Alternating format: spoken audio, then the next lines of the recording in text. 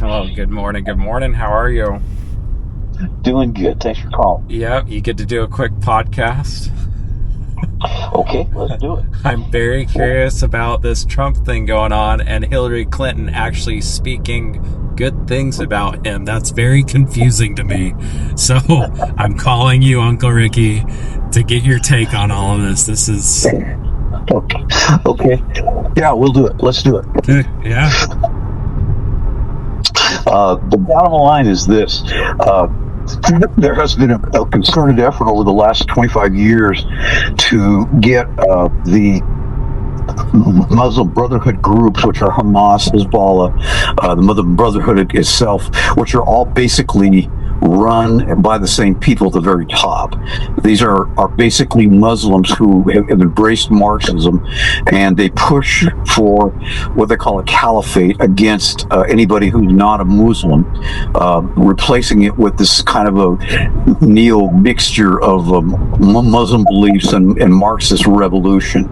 So that's what's happening in the Gaza Strip, which is on the west side there of on the Mediterranean in Israel, southern Israel, and it's been controlled by these Muslim groups called Hamas that has been there for many years, and they've been launching rockets into Israel, and Israel, of course, has to respond. That's what's going on there. So the bottom line is that there's been nobody that's been able to make peace between the two, because they're obviously a juggernaut in regard to their philosophies, the Jews being Jews and Muslims being Muslims. Now this is being stirred up. It has been stirred up for many decades by the communists out of Moscow. They had trained many of the Muslim Brotherhood leaders, and there's been a lot of documentation on that, and one of the books we do will be on that. I got a whole bunch of stuff that I finished on that. Yeah. And we'll document how these groups have been controlled via the communist revolution out of Moscow for the purposes of creating a revolution. And they want to control the oil there that is basically the Moscow and many of its subsidies, like Iran and stuff, because of the amount of oil that we found there in and around Israel. There's a lot of it, and it's a very good crude oil, by the way. It's right off the shore. So this is about oil. Just keep that in mind. It's not about philosophy. It's not about Jews. It's not about Muslims. It's about oil, and it's always been about that. This all goes back to the 1940s. Okay. Anyway, so what happened was Trump came in. A guy named Donald Trump came in and said, "You know what? We're going to completely alter the direction of the way this has been going, and we're going to find out who's been financing this." Now, a lot of the money that has been financed for the actual revolution has been coming from Saudi Arabia, Qatar, and UAE, those kind of groups that are in and around the Middle East. So he made a deal with them this last year. You probably remember that big historic trip that Trump made when he went to Saudi Arabia and UAE and the other groups there, and made a deal with them. And he said, let's stop this. If you did this for us, what is this for you? It was a trade agreement, some other things he did. Right. Then he went back to Israel and said, all right, I made a deal with them. Now let's make a deal with you. Let's try to get this thing resolved. Let's figure out what the problem is and let's get it done. So make a long story short, he did do that. He made a deal. It's pretty good, 21-point deal in regard to the actual Hamas groups that have now captured these. It was, I think it was 250, basic 250 prisoners, some of them Americans, but by the way, that were taken from Hamas back 2 years ago, last October 7th, and brought them in as prisoners in Gaza. And of course, the deal is with Israel, if they capture our prisoners, we have to go in and get them. So they did, and as a result, the Hamas has been using these as leverage for the purposes of basically constructing a deal that would be favorable to Hamas and not favorable to Israel. But the Hamas people kept getting eliminated by the IDF, the Israel Defense Forces in there, and they eventually killed many of the leaders of Hamas. And that's what's gone on here. So they've been losing. Hamas has been losing over the last 2 years to the point of what they call attrition, meaning that they don't have a lot of leaders left. They don't even have a lot of soldiers left. They didn't have a lot of ammunition. They had a lot of food. Right. So Trump finally made a deal, and the deal was that you have to give up your prisoners. Israel's going to release all their prisoners they've had that they've captured in exchange. And so that was the deal that was made last week, and or 2 weeks ago now. So as of Monday, those prisoners that have been held as hostages in the Gaza Strip are going to be released on Monday. That's what the deal is, and we'll know for sure if that's going to happen. See, remember that Hamas has been using these prisoners as leverage. They've been using it to leverage what concessions they want from not only Israel but from the world in regard to that. And it really hasn't really worked that well. They got some, but not really what they wanted.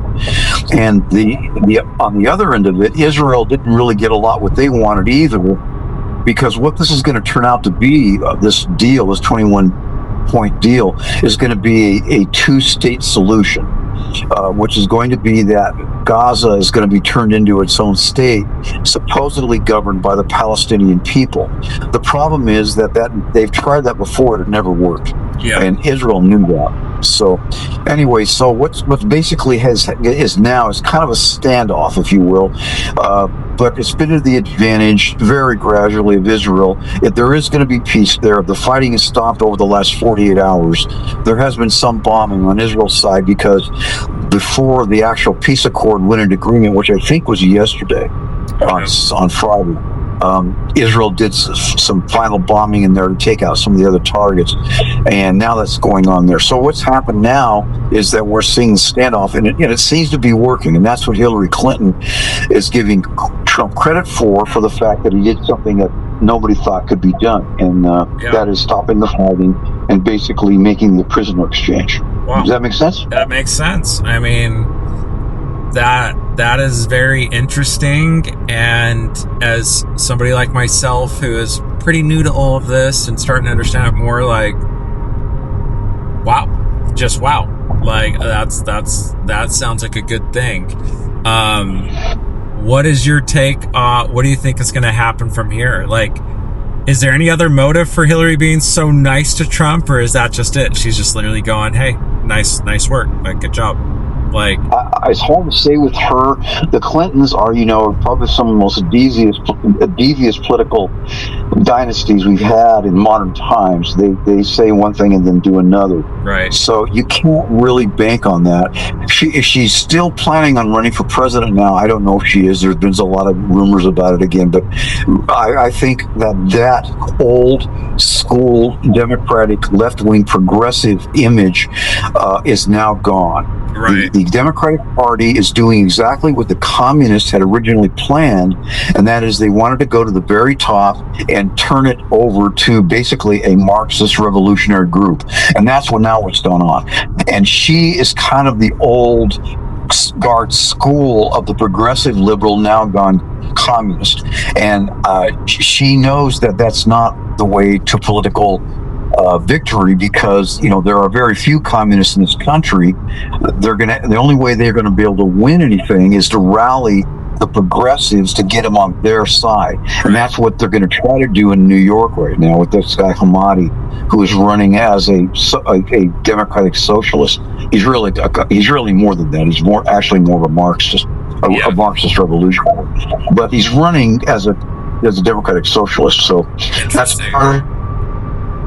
Clinton can see that that's not a winning formula for the Democratic Party. It's not going to work.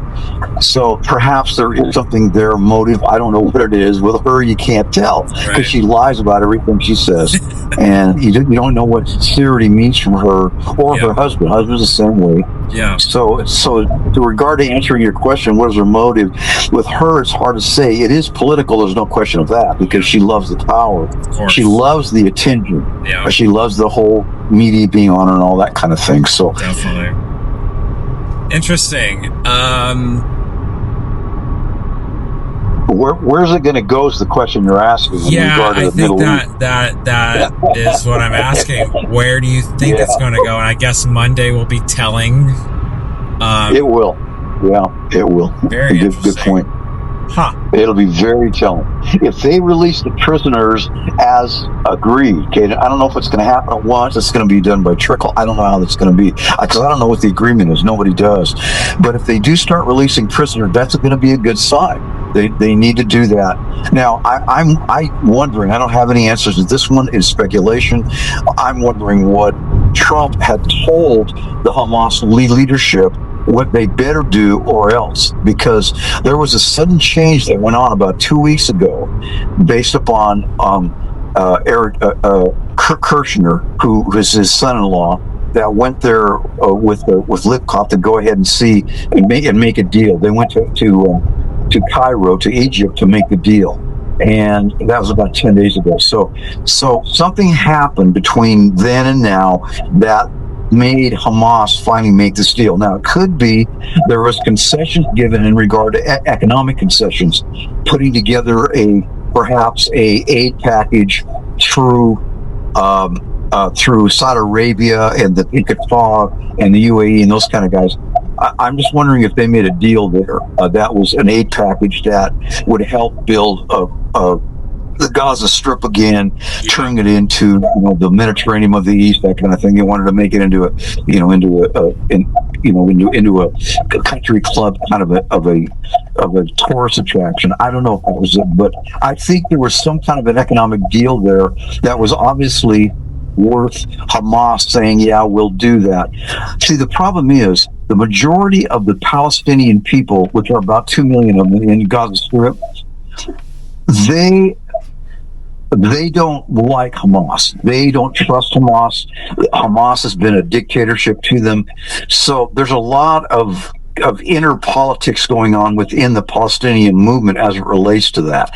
And so the issue was getting our basically getting the hostages back. That's been the issue. And now that it looks like that's going to happen, the next question is, was it economic incentive that drove Hamas to do this? We're going to know that, I think, in the next 10 days. Yeah. What triggered them to do this? Because they were losing. They were losing badly. Israel was just about there. See, the problem is that this put Netanyahu in an awkward position, because, and I would agree with him on this, a two-state solution will never work there. It'll never work in Israel. Because in Palestine and Gaza, it's just not going to work. The two-state solution says that Israel would pull back all their troops out of Gaza, and then they would set up their own state there. Well, that they tried that a couple of times over the many decades since Israel was founded in 48. It was kind of a quasi-state, but it never worked. It just only left Israel vulnerable to the terrorists going into there, using that as a front, and then attacking Israel again. Yeah. And so it never worked, and it's not going to work. If that's where this is going to go, nobody's actually said that, but if this is going to go to another two-state solution, then it never works. And as a result, you find up with the same fighting, and Israel's got to defend itself, and it goes back to the same cycle. Right. So something happened that was changed. I think this is Ricky. I don't have any evidence on this, but I think it was economic that leveraged Hamas to do this. They said, if you do this, we'll give you whatever dollars, whatever economic motive we'll do.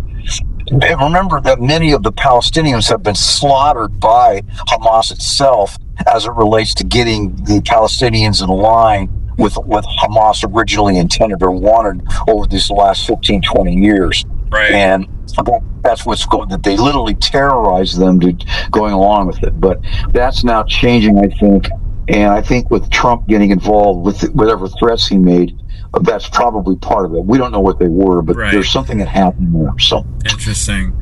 I guess, little side note, what's your take on the current government shutdown status and where that's going?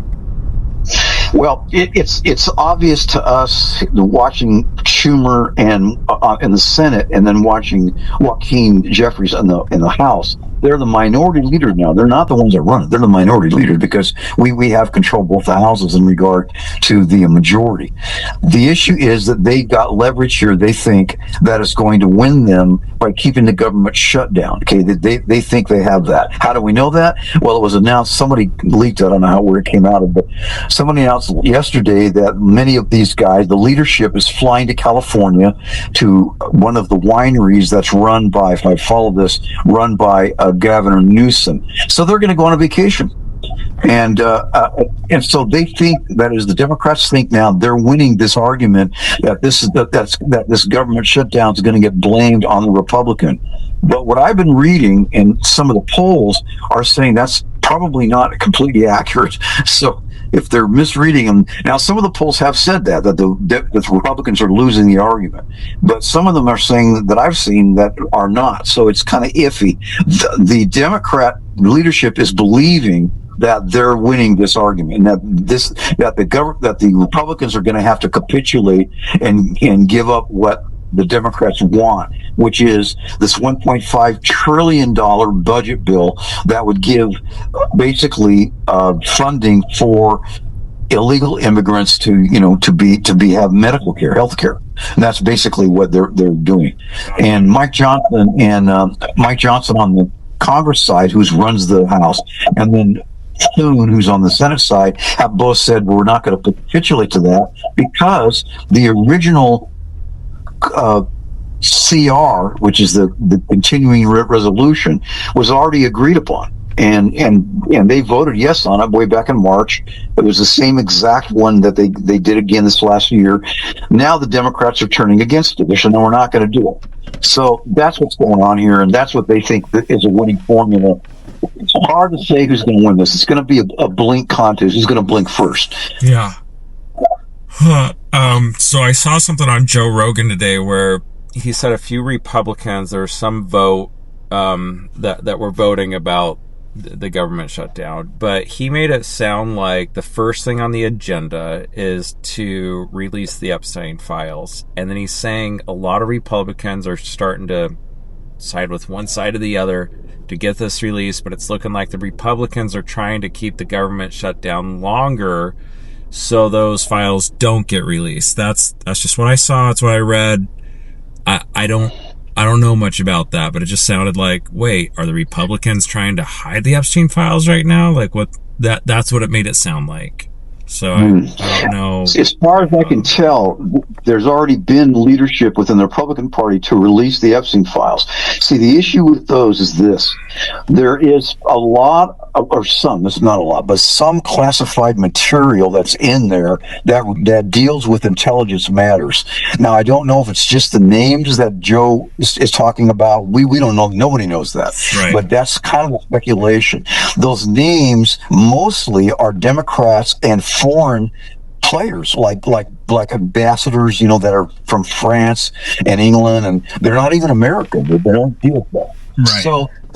So there could be pressure coming from foreign entities that are pressuring either Democrats, Republicans, or both not to release those names because of the fact that they're involved with this whole sexual scam that went on with Epstein. That's what I'm hearing. Right. So, but as far as Joe is concerned, he's saying that it's the Republicans that are stopping it. The Republicans have announced several times that they already have bills that are on the floor to release them, and those didn't get passed from Democratic side. Okay. So it's a give and take. It's not as cut and dried as he's making it sound. But I do understand it does deal with some intelligence stuff in there that could harm a lot of intelligence movements that are needed in order to stop terrorism and that kind of thing. So it could be an intelligence issue there that is concerning to a lot of people. I understand some of our guys have read the files, have seen them. Ben Bongino's one of them, and he said, yeah, there are very few Republican names in there. It's mostly Democrats, and it's mostly guys that have been caught with videos that things they shouldn't be doing with young girls, and I understand even young boys. I think this was this is what they call a honey trap situation that Epstein was using to leverage to get both money and power that he needed for whatever he was trying to do. And it was an intelligence operation. Now, I understand Israeli Mossad supposedly is involved.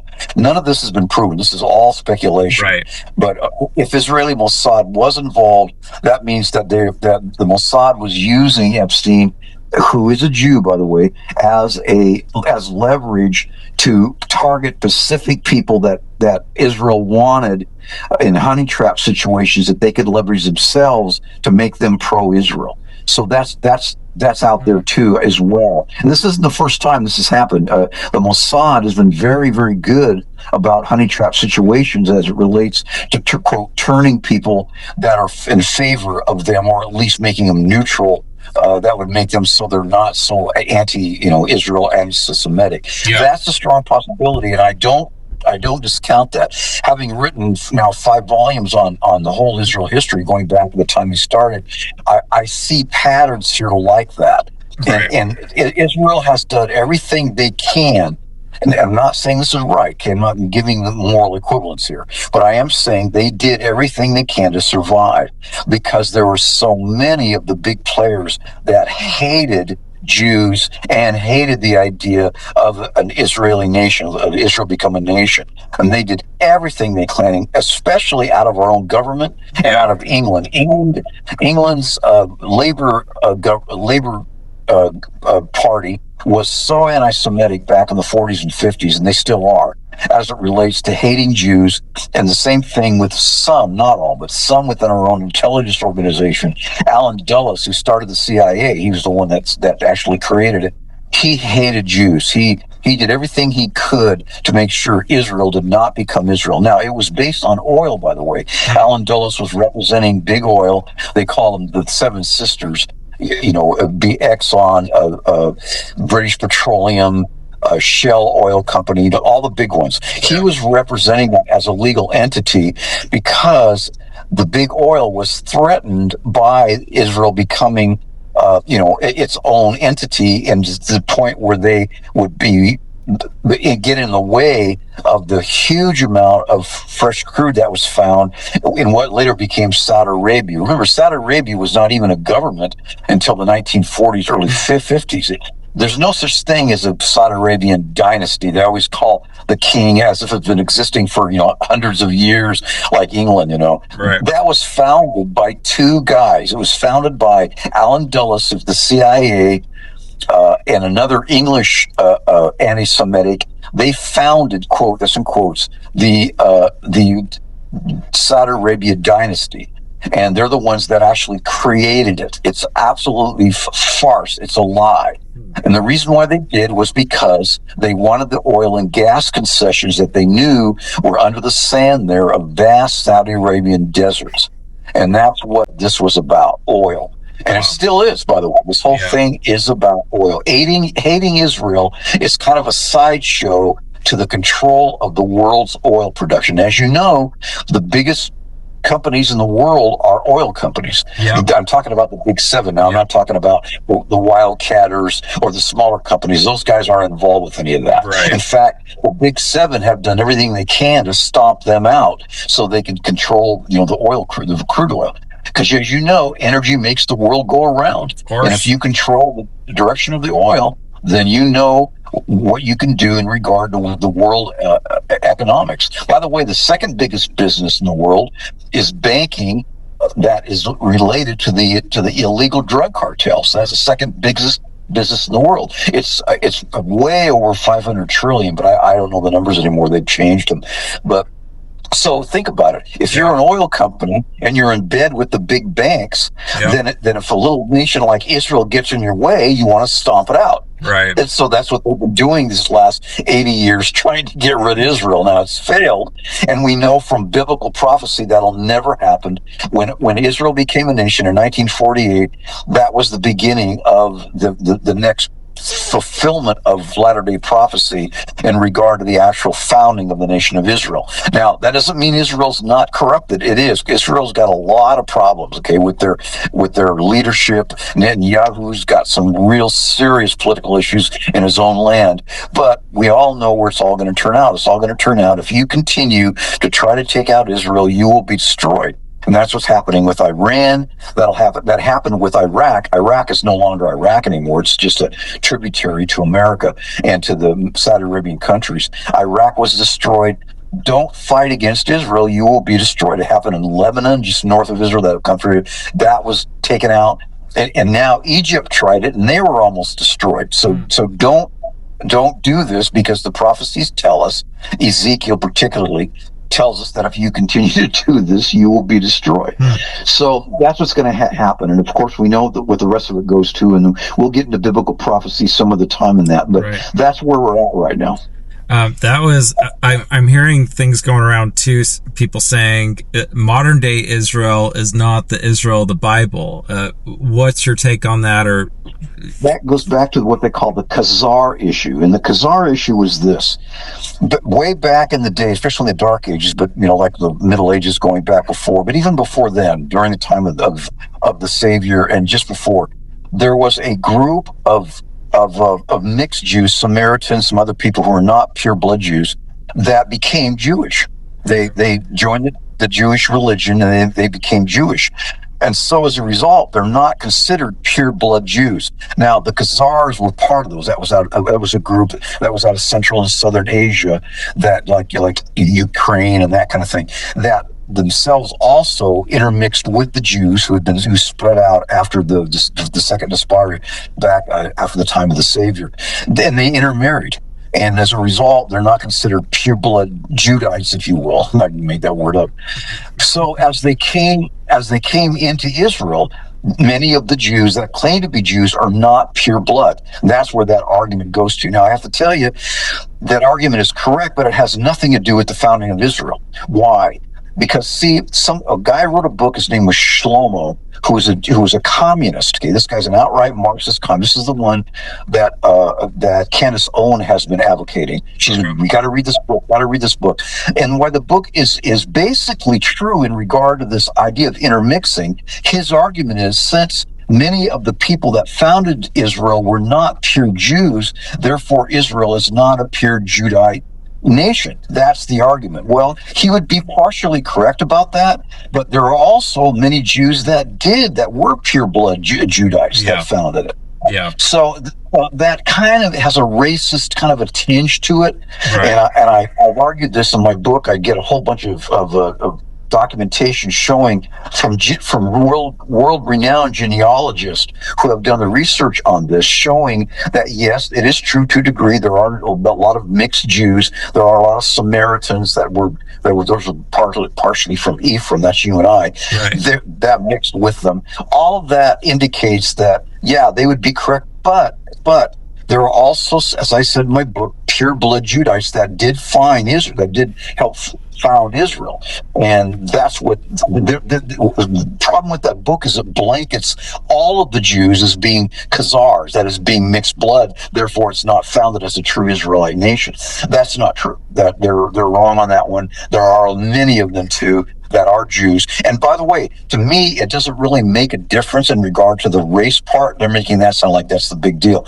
It really goes back to believing in the Zionist movement as Israel being founded by God for the purposes of finding a homeland for those that call themselves Jew. That's the way you argue it. And that's the problem that Candace Owen has had in regard to her argument, and I would argue, against her in that she hasn't really researched this out, other than reading a couple of books written by, I say it again, communists. These guys hate Jews. And these are Jews themselves. Shlomo is a Jew, the guy that wrote the book. But the problem is that they are communists, and communists don't like Jews. This goes back to Joseph Stalin and Lenin, actually, but it really started with Stalin after Lenin died in 22.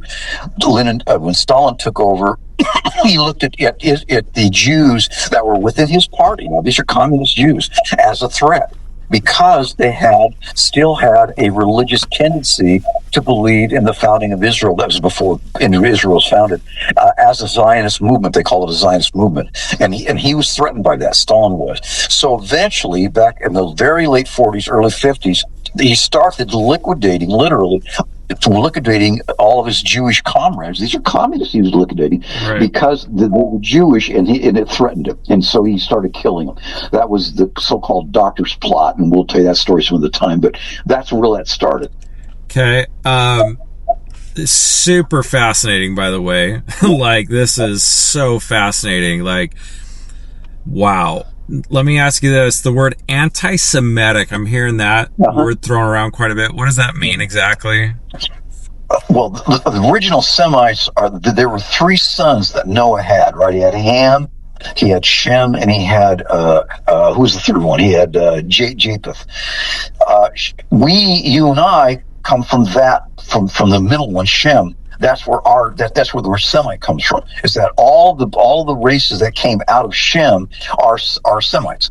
Now, the main one was out of that. There were two of them. One of them was Ephraim, from his son Joseph, and the other one was Judah. So, but they've over the years, centuries actually, they've attached the word Semite to if you're a Jew, and that's not necessarily accurate, but that's how it's changed. The definition over years have changed, and so basically, if you're anti-Semitic, you're anti-Jewish. That's basically what it means, and that's where now you and I are coming from Ephraim and other guys, and Manasseh too. We're still Semitic because our ancestors trace all the way back before Abraham, going all the way back to Noah. Remember, after the flood, there were only 8 people left, and he had three sons, and it was like, say, Ham, Japheth, and Shem. Well, again, Shem is the one that was authorized, if you will, or set apart to have the chosen lineage that would have the priesthood that would be handed down. That would be how many years is that from the time of the flood to Abraham? I think that's about 2,300. No, I think about 300 or 400 years. 2000 BC, the flood is 23. Yeah, about 350 years.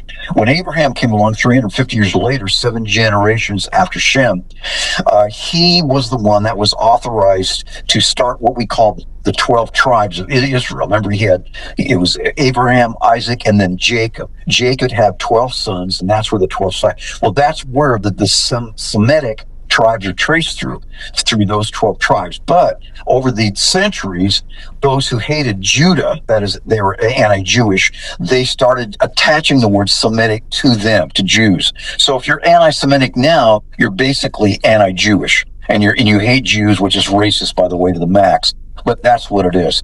And there are a lot of people that have taken that and launched it. So if you're an anti-Semite, that means you're anti-Jewish, you hate the Jewish race, or you hate anything Jewish. And that's been part of the problem with that. That word has watered down a lot of different stance that people made against Jews. A good example, again, is I'm just using her. I don't mean to denigrate her or anything, but Candace Owens they have kind of labeled as being anti-Semitic because of her Shlomo idea, the idea that that they're not really Jews that run Israel, that they're mixed different races that are, but they call themselves Jew. And so a lot of people have very gradually branched out and said that if you are saying those kind of things about Israelites, that means you're anti-Semitic. And it's not necessarily true. I don't personally think that she is an anti-Jewish. I don't think she is. I think she sees many corrupted Jews, which there are many corrupted Jews in Israel. And so she's blanketed that as meaning that everybody that's in Israel, that's a leader of Israel, is a Jew, and therefore they're corrupted. And that's where the word now is being blanketed over to being anti-Semitic. Is that making any sense? Makes a lot of sense. So let me try and paraphrase that. So Noah, after the flood, had 3 sons. We have Ham, Shem, Japheth. Shem is where you're saying me and you basically come from that. And 350 years later, Abraham comes around. And Abraham has the son Jacob, and Jacob has 12 sons, which are the 12 tribes of Israel. Isaac, that's correct. Abraham had Isaac and Jacob. Is that what you're saying? Yeah, right. Remember that Jacob was the son of Isaac and the grandson of Abraham. Correct. Jacob's the son of Isaac and the grandson of Abraham. Okay. Okay. And so we come from essentially Jacob, which is the great grandson of Shem, Which where does Joseph fall in line here? Like we're talking Technicolor Dreamcoat Joseph, yeah, right? exactly. Well, let's go ahead and talk about that. Okay. He had 12 sons. One of the sons of the 12 was Joseph. There was Judah, Joseph, Benjamin, all of them. There were 12 of them. Right. The two that got what they call the scepter, the ones that were given the special blessings as it related to Abraham's blessing of having his progenitors spread throughout the world and spread the gospel and that kind of thing, were Judah and Joseph. Joseph himself had two sons, right? Ephraim and Manasseh. The first one was Manasseh. He was the oldest one. And then Ephraim was the second one. Now, in most cases, the firstborn of a given tribe, in this case it would be Manasseh, is given the scepter. He's the one that's given the special blessings and all of the stuff that goes with that. But and you remember the story in the Old Testament, Jacob had been blind by then, and it was time for him, just before he died, he wanted to go to all 12 of his sons and give them blessings. And he did. He went to all of them. Judah would be the one where the Messiah would come. That would be his bloodline, where the Messiah, Jesus was Jewish. But with Joseph, he started to give the scepter to the younger son, which is Ephraim. And Joseph, who was the son, said, "No, my father, no. Your hands are wrong. Put your right hand." No. And he said, "No, my son, basically, I know what I'm doing. The scepter is going to Ephraim." So Ephraim received the scepter of the blessing as it related to that bloodline. Well, we're from Ephraim. I'm an Ephraimite. You're an Ephraimite. Yep. Most Americans that come from England and from parts of Spain, certainly from Ireland, and most of them that come out of the North countries like Denmark and Sweden, and those the Scandinavian countries are from Ephraim as well. In fact, they're more pure-blood Ephraimites than anywhere are from there, and we'll get into that another time. But the point is, that was the scepter given, and we would be the ones that would bless the world with the gospel. That basically was our calling in regard to the gospel, not only in the latter days, but throughout history. That's what happened. Well, what happened was the leaders, going back now to the Old Testament days, this is where the whole fight begins. There was a huge rift that took place just after Solomon died at 922 BC. All right, now let's get the dates right. Abraham's 2000 BC, right? Isaac is 1900 BC. Jacob is 1800 BC. Joseph and Judah are 1700 BC. From that point on, 1700 BC, all the way down, going into when all of Israel was captured by Moses. Remember the movie, the Ten Commandments? Yeah. Not Moses, but by all that took 250 to 400 years when they were captured. Then they were liberated by a guy named Moses. The story of that in the Ten Commandments.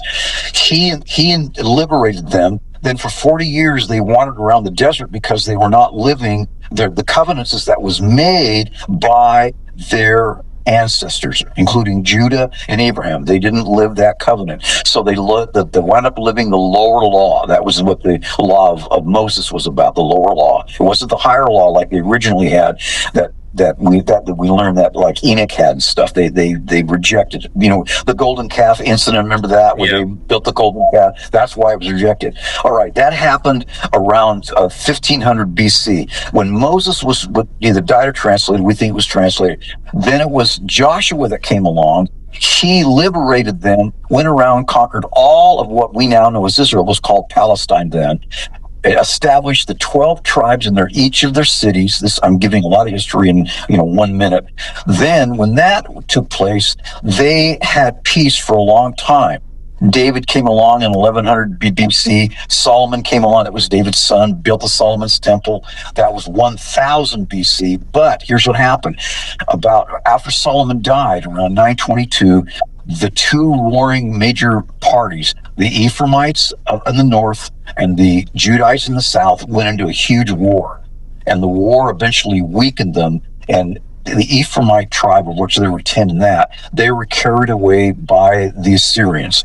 That's where our tribes come from, you and I. The Judites, who were still righteous, they in the south now of Palestine, of what now Israel, they stayed righteous for another 150, 200 years. They eventually became corrupted. They were carried away by the Babylonians. Okay, it was that rift that I just described to you that happened during that 200 years, all right, is what's been causing this, if you will, antagonism between the two tribes, the two races over these many centuries. And that went all the way down to the Savior. Then from the Savior, after the Savior was there, the millennium of time, then that battle still went on. They're always warring with each other all the way through the Dark Ages. Remember the Crusades when they came in there to try to reconquer Israel? Those are Christians that came in there and tried to find the lost ark, the Ark of the Covenant. They try to find the chalice and all that. That's what happened during the Dark Ages. Again, it was this big rift between Ephraimite, that's you, and the Jews. All right, that went on for centuries. Eventually, when modern times came around, the Christians that lived in America and England said that it's now time. We've got to start fulfilling the biblical prophecies of Ezekiel and Jeremiah and Isaiah as it relates to the founding of Israel. This is back in the 1890s. So there was this thing called the Zionist organization that was founded by a group of very liberal, some of them even communist Jews. Some of them were also very conservative, Orthodox, religious Jews that started the thing called the Zionist movement. And that was in 1897. And from 1897 all the way through the beginning of the last century, 1905, all the way through, and I'm going to get into the history, it's in my books. I cover this in great detail, where finally, in 1948, the nation of Israel was founded by the Zionist movement. And there was a lot of rift within the Zionist movement. Are we going to make Israel a secular government or an Orthodox religious government?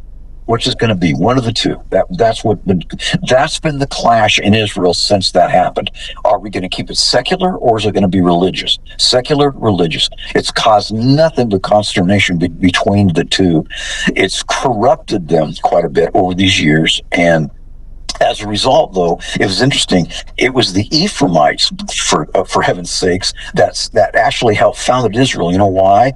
Because it was America that raised the money. A lot of Christians raised the money back. This is back in the 1940s to help found the nation of Israel. They donated literally millions and millions of dollars of their hard-earned dollars. This is right after World War II, by the way. We didn't have a lot of money then to help found the nation of Israel. So that's the fulfillment of the prophecy now, where Ephraim will no longer vex Judah, and Judah will no longer vex Israel. That's right in the scriptures. And now we're seeing that now. This is absolutely fascinating. Like, I've been so curious to find the roots of everything going on, and this helps. This is starting to help me piece it all together, to make it make sense. And my goodness. And when you think about all of this, we'll go into more detail down the road as you think about more questions. But one of the things that you're going to learn in regard to the whole Israeli thing, okay, is that the vitriol hatred from some within our own government going all the way back. This goes back in the 1920s, 1910s, when anti-Semitism became vogue back then. The people became popular. And the establishment, we're talking about the Eastern establishment, New York globalist banking guys, who were part of the Rockefeller entourage, all of that group. They started an organization called the Council on Foreign Relations, the CFR. And this was an organization that would become the premier foreign policy organization that would be training globalists to go into our government and then start using our government as leverage to create this massive world government that they want. Okay, this is what a globalist is, a person that wants a world government, no longer sovereign nations anymore. We're going to have this big Kumaira organization that's going to be the new millennium and usher in peace and prosperity. That was their big vision. The only problem they didn't tell you was they couldn't care less about peace or prosperity other than putting money in their own pocket. They wanted to create this world government in the hands of a few, and that would be a socialist world government that would basically monopolize the world's wealth into the hands of these globalists. That's what they didn't tell you. That's really what this has been about. So the Council on Foreign Relations, the CFR out of New York at the old Harold Platt building there off Fifth Avenue, that building uses the headquarters to instigate this movement to convince the world that the only way we're going to stop world war and blowing each other up is to form this massive world government, globalist movement. But here was the catch, okay? The catch was Israel got in the way.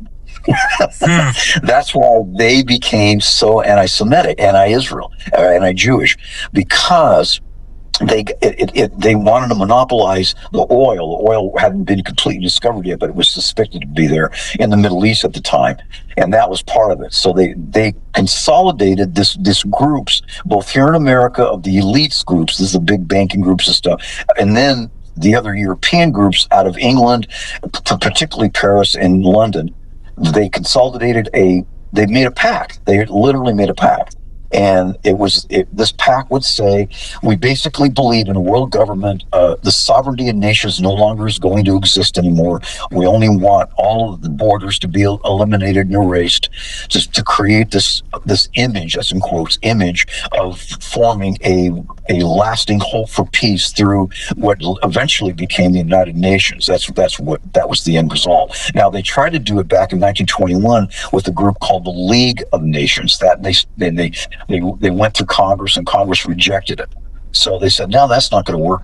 So we have to educate the masses now into convincing them the only way to solve the world's problems is a great globalist world government, which, by the way, will be controlled by who? Well, by the big boys out of New York and London. That's really what this is about. And that's what they wanted to do. But again, Israel got in the way.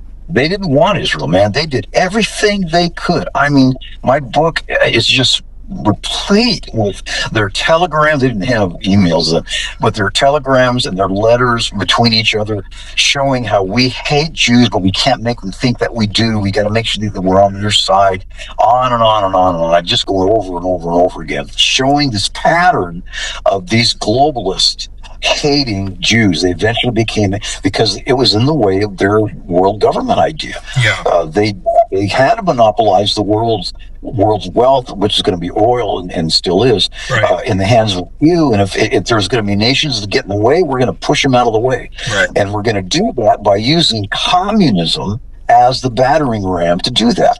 That's why they financed the Bolshevik Revolution in 1917, and they paid for Lenin at a cost of about $20 million. That was back then. That was a lot of money then. Right. They paid gold to get Lenin in power, because the first thing Lenin did when he finally took over was he gave many of the oil and gas concessions and the manganese concessions, which they used to make steel, over to guess who? The big boys of the Rockefeller and the Harriman family. See how that works? Yep. So they use communism as a way to monopolize the world's wealth. And that's what you're seeing across the world. And that's what, by the way, now was happening in China. As you know, Xi, this guy that runs China, he's been monopolizing that wealth down there. He can't wait to take over Taiwan. He knows the wealth of Taiwan. They are now the number one premier microchip organization in the world is in Taiwan. So they control Taiwan, who's a good guy. They're on our side. They're our ally. They control the world's microchip. Well, can you see why China wants Taiwan? Of course. I mean, can you imagine owning the monopoly over the world's microchip production? Wow. Well, that's why that's one of the reasons why they wanted it. The other reason goes back to when China became communist in 1949. The free Chinese people ran to the island, which is then called Formosa. We call it Taiwan now, but it's called Formosa. And they ran there and they started a free capitalist country based on our Constitution, by the way. And as a result, it became one of the most prosperous countries in all of Southeast Asia. Well, China wants that back. They think it's part of China. That's their argument. No, they're not independent. They're not sovereign. No, they're not. They're one of us. We're going to take them back by hell or high water, including, by the way, by force. So all these years, China's been planning on invading Taiwan. My personal feeling is they're going to do it in 27 or 28, I think. If they do, it's going to create world havoc if they do that. So That's what the term plan is. Again, it goes back to this globalist idea of these competing forces of taking over the world's wealth under the guise of communism or Nazism or whatever you want to call it. Socialism is the ultimate monopoly. That's what people forget. Right. This is so, and your book you said you wrote, is this one of the ones we're looking to publish soon, or is this one already published? It is. No, I haven't published any of these books yet. I've gotten 5 volumes on Israel. There'll be 7 when I'm done with them. I'm in the middle of the 6th one now, but I've got 5 on those, and I did write a book called Web of the Spider, which is a book talks about what we just talked about in regard to the world globalist movement. And what it is, it's basically, I got these declassified documents from several Soviet agents that were defected back in the 60s and 70s and 80s too. There were 3 of them that reveal this plan. They basically reveal how there's going to be what they call the Great Merger. That's their term, the Great Merger between Russia and America and this world government. But the problem is, as they say, is that, are the Moscow oligarchs like Putin and stuff, are they going to suddenly just roll over and die and say, you know what, we're going to give you the power that you guys fought for? Or are they going to fight for it and see what I'm saying with that? Yeah. There's going to be a clash between these two. And I believe we're already seeing it. I think we're already seeing a clash at the very top. Right. Well, the problem was this, okay? The big problem, and we can end it here if you want, is that there's a guy named Donald Trump that came along and disrupted the whole thing. That's the problem. They don't know how to get rid of this guy. This is some Weston here. There's scriptures that say like an angel will come down with the sound of a trump. Do you think there's any correlation between saying Trump and Donald Trump? Like, that's just me, and maybe not. I don't know. I think it might be. There could be. I mean, he was definitely spared when they tried to kill him in July at Butler, July 23. Right. He was definitely spared. There's no question. I was 23, 24, yeah. He was definitely spared. There's no doubt about that. Right. Whether or not that's true, that correlation with the word Trump, I don't know. It could be, but he certainly has done one thing. He's gotten in their way. Yeah. This world government was going to be consolidated under Hilary Clinton. That's why she wanted to become president. She wanted to become the first president of the world. That's why she ran back in 2015. And she thought that now we're so close to accomplishing our goal now, to merging these nations into this great world government movement. That's how close we were to this goal. Wow. And this guy named Donald Trump got in the frickin' way. And that's what's held it back for 10 years, because they were going to consolidate this thing, man. They were going to make the deal with China. They were going to make the deal with Putin. They were going to put this thing into a world globalist government, which of course would have eliminated the United States as a sovereign nation. We no longer would have had our freedom. We'd have been entwined with this big world government. Wow. And she was the one that wanted to run it. Now, President Nixon was hopefully going to ride that wave, but when he found out what their long-term plans were, they decided to get rid of him, and they threw him out with this Watergate scandal back in the 70s. Right. So this has happened several times where people are waking up. They hated Ronald Reagan. Ronald Reagan ran on a platform against this movement, anti-communist, anti-globalist, and they tried to, in my opinion, knock him off a couple times, and they failed. And so he staved off this movement for those years, that 8 years. Then who did they put in as president? One of the biggest globalists in the world, George Bush Sr. He was a bad guy. And immediately he started declaring a new world order. Remember when it's for your time, but when they invaded Iraq, they said, now we're going to start consolidating the world army into this big army, and this is the beginning. What he called, this is his own words, a new world order. That was his words on his speech he gave. Yeah. When he gave that, it gave me the chill. That was in 81. Wow. I just got the chill. Oh man, this is the beginning of it. Here we go. Wow. So they have failed so far, and with Trump in the way, they're still failing, but they're not giving up, man. They know what the big prize is. The big prize is the world's wealth in the hands of a few under socialism. That's what they want. Interesting. I've been listening to a bunch of rock music lately, and or 80s music, and one that I love, "We Didn't Start the Fire," because the world's been burning since the world's been turning, and it says a lot of what you're talking about in here. And I think that song, it was so catchy, it was so fun that it's still liked today, but many don't understand what that song means at all. But I'm listening to the lyrics and I'm like, oh my gosh, this song was meant for us to say, hey, don't forget this. Like, here's some lyrics. I agree. Go look at it. I remember the video. Yeah. Absolutely. Yeah. Yep. Now, let me explain something real fast about how this works. I'll make this quick in 5 minutes. You still have some time? Yeah, for sure. Let's go. Yep. Okay. This is important in regard to what you need to understand. And I learned this in college. This is where I was in college. I'll tell you the story. Okay. We started hearing rumors this is in the early 1970s. I just graduated from high school in 69.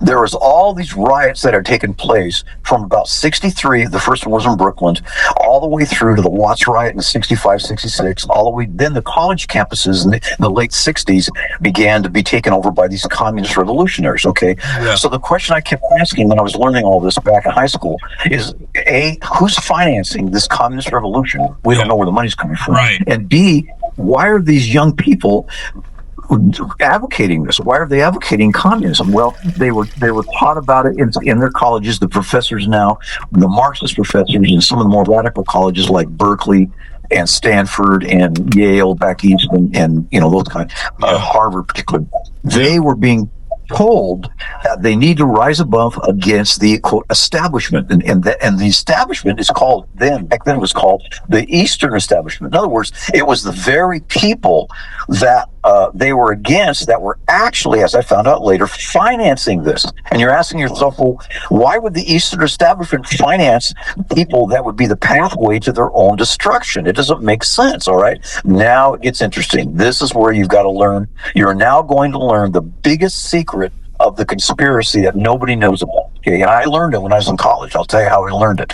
I'd heard some of my professors were from UCSB, Santa Barbara, just north of me. I lived in Ventura. This is about 30 miles north of me. UCSB was one of the most radical campuses in all of the United States, and they burned down one of the major banks there. The communist revolutionary, if you will, the early Antifa, came down and burned down the bank. And I thought, well, why would they even allow that? Here's what I found out, okay? These revolutionaries are actually being financed by the Eastern establishment. Now, they didn't know that. The kids on the street that were burning down banks and throwing rocks and Molotov cocktails, they had no idea where the money was coming from. But we found out when a guy his name was James Coonan, I think it's Kunen, Coonan. He wrote a book called the Strawberry Statement: Notes from a College Revolutionary. And he says in that book, he was the one that was organizing the student revolutionary movement of the late 60s, early 70s. In fact, his group, he was a communist. His group took over Harvard. They literally took over University of Chicago, or was it Harvard? I can't remember which. It was one of the major Ivy League colleges. It's immaterial. The point is, he did that. And then, this is what surprised him, and he writes about this in this book. It's called The Strawberry Statement. Okay, this is a little shock you, all right? It was written in 1971, 72. He says, just before we had that takeover of that campus, and it was huge. It got national publicity. I think we did it for like 3 weeks. The night before, and he writes this now, okay, this is, he's admitting it, okay? There was a bunch of guys from New York in suits, in Brook Brothers vested suits with ties, okay, came down there and started handing out cash to all of my revolutionaries. And it shocked him. And he couldn't figure it out. Why would the New York guys be financing us? Well, he started doing research and he found this is happening all over the United States. I found out myself, and I'll tell you how I found it later, all over the United States. Well, why would they be doing it? And here's what he found out. The reason why that the communist revolution is being financed by these people is they want to create the conditions that are so frightful to the American people that they'll finally throw up their hands and say, government, come in and do something, and declare martial law. And at that point, right, Yeah, they'll get rid of the revolutionaries, but we'll lose our freedoms completely under the guise of stopping the revolution. Wow. And yeah, that's the plan. Now, the problem is this: Donald Trump got in the way because he's not declaring martial law. He's just bringing in the federal troops in the states and the areas where the Antifa, that is the same revolutionaries that we saw in the 70s, Antifa is attacking federal buildings. Well, it's required by law that if local enforcement can't stop federal buildings from being assaulted or destroyed, then the law says that the executive branch, that is the White House, can bring in federal law. In this case, who is it? The National Guard. They can bring in the National Guard to assist in stopping this revolution. That's what they're doing, and that's what's gotten in their way. Donald Trump, once again, he's gotten in their way because they wanted to have these kids out there doing it, but he's going to stop it in a way they did not anticipate. And you know why? Because he wasn't supposed to win and become president. That's why. That's why they hate him so much, is because he slowed down this movement they had of this communist revolution in the streets that was going to lead eventually to burning down major cities, to creating the conditions so frightful that you and I would say, you know what, I'm so tired of this. Federal government, come in and do something. And in that case, it would have been Biden or it would have been Clinton, one of the two that would have been doing it. They said, okay, we'll do it, we'll stop it. And then, of course, they would have declared martial law, which would have never been that was the plan. This is just eye-opening at what's going on. And I've always had, in Aladdin, the genie says, he who has the gold makes the rules. Ever heard of the golden rule? He who has the gold makes the rules, right? And here we are. So you are absolutely correct. So that was the plan. Follow the money. And that's right. Follow the money. Okay. That's right. So with all that being said, this can all be documented. This is not my own opinion. I researched this for years. I interviewed FBI agents. I interviewed ex-CIA. I interviewed a lot of different people as I wanted to. Their opinion was important because they're obviously the experts. But I wanted to see if it was actually documented. So I went to old congressional records. I did back that were published in the 60s, that were released under the Freedom of Information Act, and I read those. There are thousands of documents. I could tell you about them, pages of it. That basically what I've told you is a summary of what I've learned about what this long-term plan is. Yeah, it is a communist revolution. Yes, it is, but it's going to be a communist revolution, not controlled by the guys in the street that are throwing Molotov cocktails, but by the people at the very top that want these revolutionaries doing that for the reasons that I just said. So they like these guys. Now we're finding out, as Trump is saying, follow the money, that the money for Antifa is coming from overseas. Through George Soros, billionaire George Soros, and some other groups like the Big Ford Foundation, the Rockefeller Brothers Fund, that Rockefeller Brothers Fund, they're the ones that are financing these kids in the street. This has been going on, my friend, for 50 years. This is what they've been doing for freaking 50 years. Right. And when I discovered this in the early 70s, my jaw about dropped because I found out that these young revolutionaries are thinking, right, that they're rebelling against the Eastern establishment. Are you kidding me? They're part of the plan. Yeah. And when I started advertising and talking about this, I used to give lectures and shows, a little film strip we had on it years ago, and it shocked me. I used to invite my communist friends to come in and hear this. I would show them the receipts where the money's coming, and they didn't know it. Because they're in short, I just said it to them. You guys are being scammed. Yeah, you're taken for suckers, and they are. The Antifa's being taken for suckers, man. Wow. They literally are being financed by the people that they hate, and for the reasons that I already said. So you can see where this is going. It's a communist revolution. Let me. When you would say it to them like that, how did they respond? Were they like, "You're right," or were they? Well, no. That's a good question. If you're a communist, you've been brainwashed, literally brainwashed into thinking in a very narrow terms. The blinders are on now, and you're only going to be thinking in terms of Marxist revolutionary.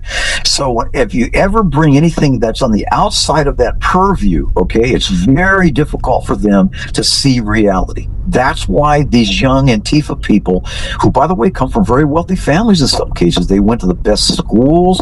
They went to the prep schools that you know about out of England, out of New England, out of California. By the way, one of the guys that went to that prep school who rejected all this was a guy named Tucker Carlson. Interesting. He went to many of those prep schools, and he knows the mentality of many of these young people because he went to those schools. He comes from a very wealthy family, but he rejected it. And he knew the founding fathers were correct. When he started realizing the founding fathers had the right formula, that's where he became basically a constitutional conservative. So when I talked to the other Marxists I was telling you about earlier, they most cases they rejected it, but some of them came around. Some of them became one of the biggest advocates of constitutional republic, which of course the communists hate, because the Constitution basically distributes the power through the masses down to us, versus the socialism, which of course consolidates it in the hands of the few. Yep. That's the difference. And that's so right. And just through you speaking makes me understand why the Constitution, freedom of speech and the right to bear arms is so important. Why all these groups are attempting to infuse fear into people and trying to tell people to shut up, don't talk. Yep. You can't say that. You can't be that. Yep. You're a fascist. Yep. You're this. You're and by the way, under the guise of DEI and racism, right? Yes. Because you're gonna hurt feelings. That's what they're saying. No, we're gonna take away your freedoms because of the fact you're hurting feelings. Well, I want you to know that comes directly from the communist brainwashing school when they taught this in their kids back in the 1930s. This is the exact same formula they used. Wow. And that's what we're doing now. So yeah. Wow.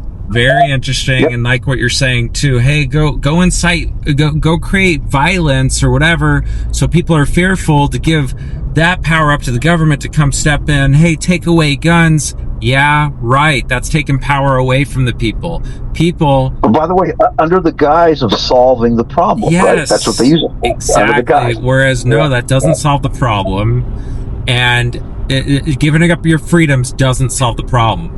But they're going to make you think it will. That's the big lie. And right? that's where the big lie. There's always a saying like, no, guns in the hands of bad guys is the problem. Guns aren't the problem. That's correct. Yeah. And that's the key. See, enforcing the law as it was originally intended will basically siphon out, over time, siphon out the majority of what they call the riffraff. That is those who are going to commit crimes and that kind of thing. If you stick to your constitutional principles. By the way, some of the larger counties now, especially like say in Florida and Georgia, they're allowing right to carry and open carry laws now. And you know what's happened with the crime rate in those areas? They dropped to the floor. I bet it did. And that's amazing. Like, well, it works. It correlates. Yep. So that's where I'm just going to say, like, the adversary is so good at deceiving. He's the master manipulator and the master just liar. And he makes bad things appear so good, and the appearance looks good. Under the surface, it's not. It is there to deceive you. It's there to trap you. It's there to fool you, and it will. And that's where I'll go back to even our first conversation. Read the scripture, say your prayers, go to church, read the Bible, study this out, live the commandments, do all those things. That does keep you safe. It keeps you in freedom, not in bondage. That is freedom. That's true freedom. And by actually living those principles, actually obeying God's law will keep you free. So obedience keeps the freedom alive. It's not that gives you freedom. You denying that will enslave you. Go do drugs. Go do everything else. Go do everything against the gospel of Jesus Christ. It will enslave you. You obey his gospel, you get freedom. And that's essentially, and that's clear as day to me. Through these conversations and you going back to the history, it's like, simply put, obey the gospel of Jesus Christ. You're good. That's correct. And that's what the founding fathers discovered when they they basically crafted the Constitution, there were 963 letters written between the 56 founders, of which all those letters were centered around biblical principles. Because they realized the only way to preserve our freedom, God-given freedom, by the way, was to get back to the basic principles of what turned out to be Deuteronomy and Book of Numbers and Exodus, that kind of thing. That's what they founded. And so the Constitution is based upon the idea of protecting us from something that never changes, and that's human nature. Whenever we get our freedoms taken away, it's because there are a few elites, this is what they discovered in history, a few elites that are lusting after power. And the only way they can obtain that is to take away our freedoms under the guise, by the way, of giving you freedom. That's the lie that they tell you. And that's what they found in studying 22 civilizations that are recorded in history. All of the elites that took over and destroyed those nations did the same exact tactic. It was actually a long-term strategy in regard to eventually taking over their governments and destroying their nation, by the way, because socialism never works. Never in the history of mankind has it ever worked. And that's what they discovered. The big government simply collapses in and of itself under its own corrupted weight. And that's what they're trying to do here now. Wow. Well, this makes sense. Even the pride cycle, it's always talked about the cycles through the Book of Mormon, that up and down. You're righteous, you thrive. You rebel, you begin to go down, and then you're humbled because you're down. But it all makes sense to me, just based off what you're talking about right now, of all those cycles and just the ups and downs, ebbs and flows. If you're righteous, you'll thrive.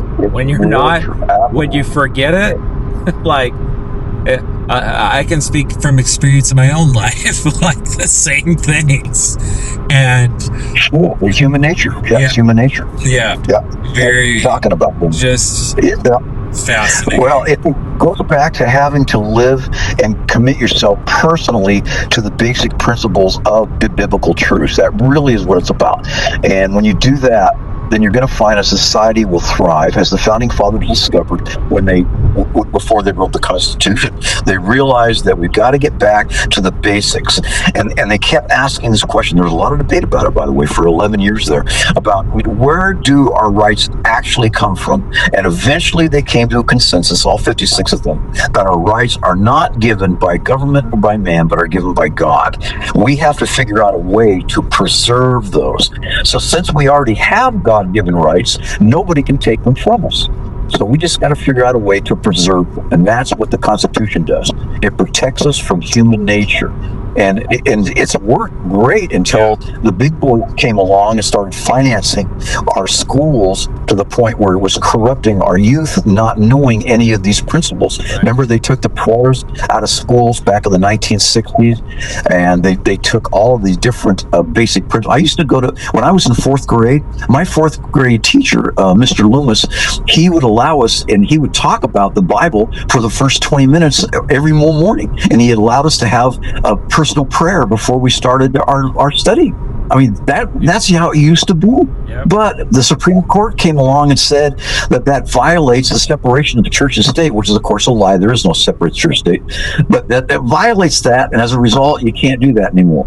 Well, what the founding fathers meant by that, Jefferson wrote a letter about it. He said, I don't want to separate church and state. What I'm concerned about is separating any particular denomination. That is a denomination like Catholic or Baptist or whatever it might be. That's what I don't want to have in our government, but I do want the basic principles of religion in our government, and that's called America's religion. That's what he called it, America's religion. And it's based upon those 5 principles that they had in regard that there is a God, that he is benevolent, that he loves his children, that would be us, and that if we're going to be happy and successful in life, we want to live the laws that God gave us. That's the 4th principle. And the 5th one is that he wants to answer our prayers through divine intervention. Well, that's what he called America's religion. That's what it's called. But notice there's no denomination in there. There's no Protestant, Catholic, or anything. That's what it means. Separation of denomination from church and state, but not principles in church and state. That's where the Supreme Court well, they did that purposely. They knew what it meant. They just skewed it that way for that my purpose.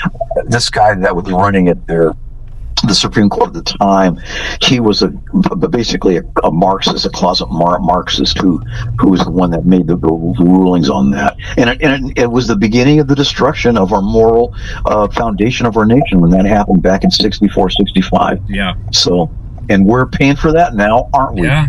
Well, yeah, we are. This is all just so educational and eye-opening, and it's connecting the dots for me, especially.